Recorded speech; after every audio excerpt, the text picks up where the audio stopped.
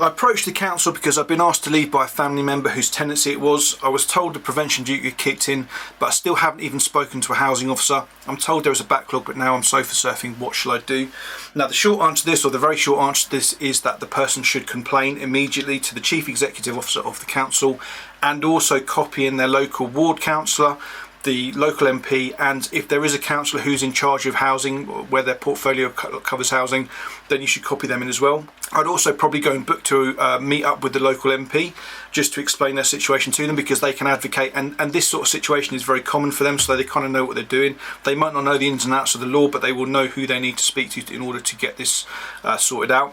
And the complaint is basically that the person told the council that they were threatened with homelessness, so they gave them reasons to believe they might be threatened with homelessness. They asked them for help, so they've triggered section 184, so the prevention duty kicked in. It doesn't look like any work has actually been done under the prevention duty, and now the person's actually become homeless. So now, assuming the person's told the council that they are now sofa surfing, actually it appears that there is reason to believe they might be homeless, therefore the relief duty should have kicked in, which, if nothing else, means that the personalised housing plan should be completed.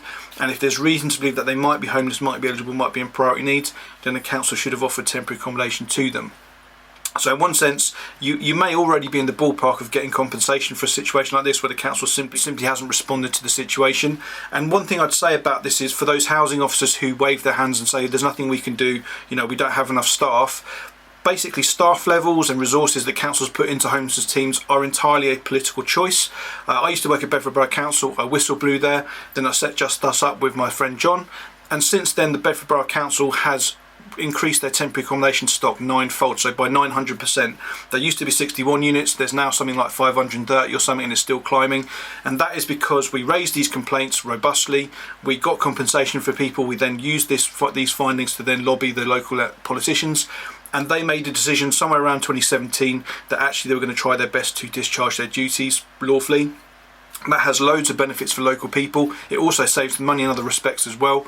So as I say, it's not something that housing officers can't do anything about. There's lots of things they can do. They're under a duty candor to make sure that they're actually following the law.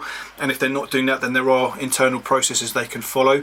And yes, that's hard work, but I'd much rather whistle blow and potentially lose my job than to be homeless. So ultimately, if you're a professional, you can always go on holiday, you can go on sick, you can change jobs if you want to. Whereas if you're homeless, you don't have those luxuries. So actually, whilst I have all the sympathy in the world with housing officers who really are diligent and really do provide a good service, I've got very little sympathy for those who've just capitulated and are very defeatist and just say there's nothing that can be done, because it's not true. So yeah, hopefully that's helpful. Keep the questions coming. Yeah, I haven't got anything else to say about this one. I guess the other thing I would say, sorry, is that if you can get a solicitor, then great, but ultimately, that's much more difficult than it might sound. There's just not enough solicitors to go around, so you're probably going to be on your own. But if you go to your local MP, your local politicians, you've got a reasonable good chance that actually the council will manage to actually get round to your case and at least discharge those initial duties to you properly. And ultimately that complaint, first stage complaints rarely actually get upheld, so you're probably going to have to go to stage 2 or stage 3 if there is a stage 2 in the council, and be prepared to go to the LGO eventually as well, because ultimately your first aim is to get housed, but once you're housed it may be possible for you to claim compensation for that failure earlier on in the process, depending on what the circumstances are. So yeah, hopefully that helps.